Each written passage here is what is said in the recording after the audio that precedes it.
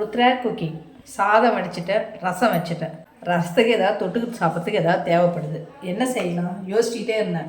Fridge தெரிஞ்சால் கோவக்காய் வச்சுருந்தேன். சரி, அதை நம்ம இன்றைக்கி பொரியல் பண்ணிடலாம். இதை எப்படி பொரியல் பண்ணுறதுன்னு நம்ம வீடியோக்குள்ளே போய் பார்க்குறதுக்கு முன்னாடி நம்ம சேனலை மறக்காமல் சப்ஸ்கிரைப் பண்ணிடுங்க. சமையல் பண்ணுங்கள். ரொம்ப ரொம்ப சந்தோஷமாக இருங்க. வாங்க வீடியோக்குள்ளே போகலாம். நான் ஒரு 1/2 கிலோ இருக்கிற மாதிரி கோவக்காய் எடுத்து வச்சுருக்கேன். இப்போ இதை தான் நம்ம பொரியல் செய்ய போகிறோம். பொரியல் செய்யறதுக்கு முன்னாடி இது எல்லாமே நல்லா கழுவி எடுத்துக்கலாம். கோவக்காவை எல்லாமே கழுவி எடுத்துன்னு வந்துட்டேன்.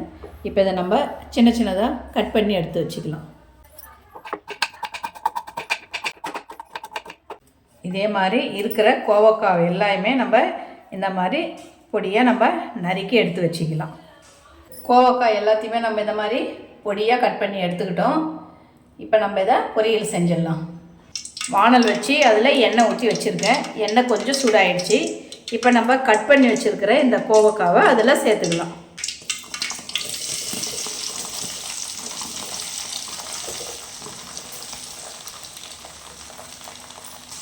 இது இந்த எண்ணெயிலே கொஞ்சம் நல்லா ஃப்ரை ஆகணும்.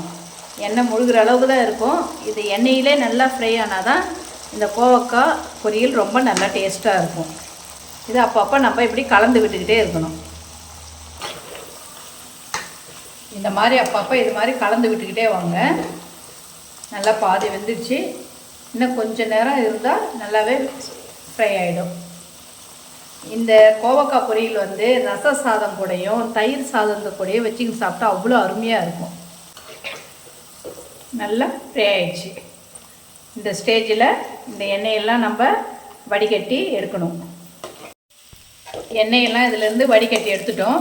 இப்போ இதில் தேவையான அளவு உப்பு, மிளகாத்தூள், அவ்வளோதாங்க.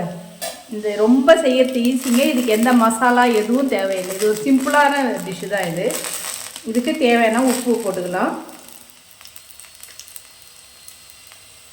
நம்ம வீட்டில் அரைச்ச சாம்பார் மிளகாத்தூள் தாங்க. இது தேவைப்படுறவங்க போட்டுக்கலாம், இல்லை தனி மிளகாத்தூளும் போட்டுக்கலாம். நான் சாம்பார் மிளகாத்தூள் தான் போட்டுக்கிறேன், 1 ஸ்பூனு.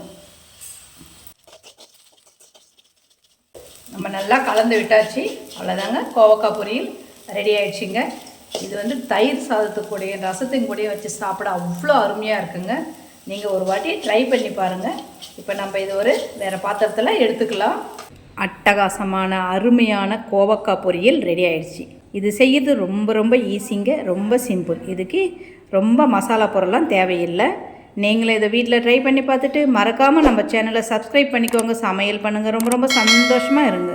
உங்கள் ஃபேமிலி அண்டு ஃப்ரெண்ட்ஸுக்கு ஷேர் பண்ணுங்கள். நன்றி, வணக்கம்.